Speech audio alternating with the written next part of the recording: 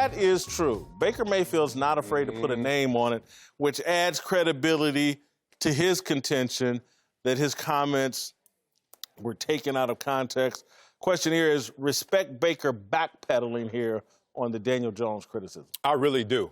I really do, because we know he likes to smoke. And like you said, and coaches used to always say, if y'all going to clown and criticize, names and numbers. Put it by the criticism that you're making. This is a guy who says, in his ego right now, this is amazing, because we all know he could be a guy that could put up the wall and just say, you know, I say what I said, take it at face value.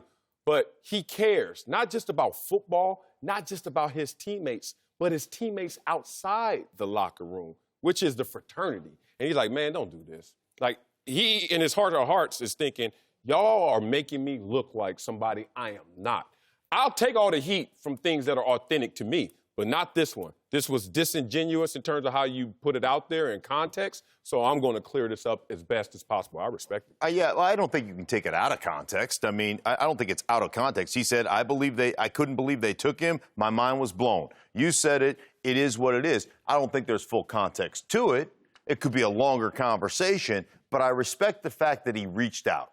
I respect the fact that he said, hey, listen, man, whatever I said, you know, I didn't mean any harm by it. You know, I apologize for it. But I tell you what, the backpedal right now, he backpedals any faster, he can be playing free safety.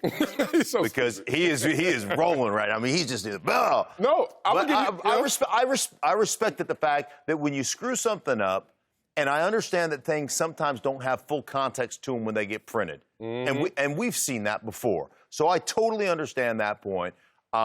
But I'm glad that he reached out and said, I'm sorry. Here's what I will hope someone gets this to Baker, what I'm about to say. What he has to understand, and this is why people like Colin Cowherd, myself, and others are like, hey, man, tone it down a little bit. Because if you become a lightning rod, like me, like Cowherd, like Marcellus in his comments about Jay-Z and Colin Kaepernick, when you become a lightning rod, people are going to take you out of context. People are going to take your polarizing statements and start adding their spin on it. That's what lightning rod, and that's why it's good to be a lightning rod in these chairs. We're not NFL quarterbacks. When you become an NFL quarterback, it's not a lightning rod job. You don't want to be struck by lightning. You don't want that smoke constantly around you. And I'm just telling you, Baker, if you're going to keep talking and talking and talking and controversial, writers are going to take you out of context and put their spin on your comments, and you'll be backpedaling the rest of your career. Right. They won't give you full context. Yeah. Like the writing, I mean, you're a journalist. You're not taking it out of context, but it won't be in full context. The only thing I'll say, Mark, because I'm a critic of the media, not everybody in the media is honest. And a lot of times people get taken out of context intentionally. And it happens. It's happened to me. It's happened. It's commonplace now in today's journalism. I was told when I was on the rise, when I was getting like all the media attention, and they were pointing them out. Some of the big dogs on my team, like, not him, not him. He'll do you wrong. And it was accurate because I saw it occur. Context is not just physical. It's emotional. It could be just in terms of right. So if you look at Daniel Jones and you're looking there in criticism and grading him, and you say, can't believe they took him. That's one connotation, which is bad. Yeah. But what if you're taking it like I took it in shock? Like, I can't believe they took him. Boom.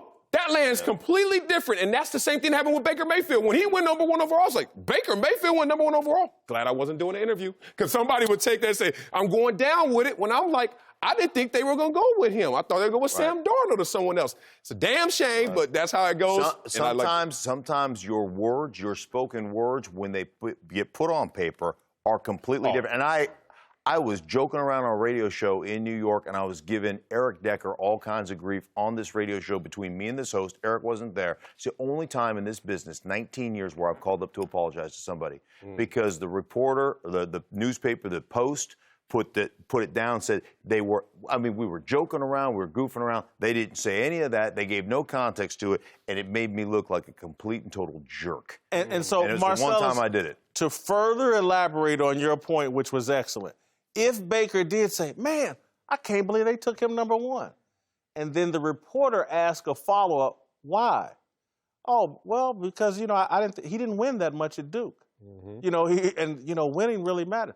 Again, that's totally different than if there is no follow-up and he's like, man, they took him number one. He didn't win at Duke. Blah, blah. Right. Reporters do it all the time. Yeah, and you one of the top journalists, so you know the tricks of that trade. Yes. And look, I don't care how many media classes we take as active players and journalism 101. We have that once-a-year meeting.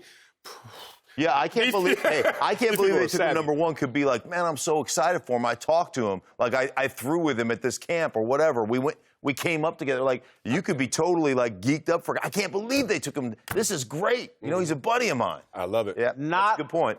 And again, I want to be clear. Clay Skipper, that wrote the story, maybe he got it all accurate. What I would just suggest to Baker is, if you're not a lightning rod, when people do exploitive things to you, in your words, people are less likely to believe you. They're like, oh, Baker wouldn't say that.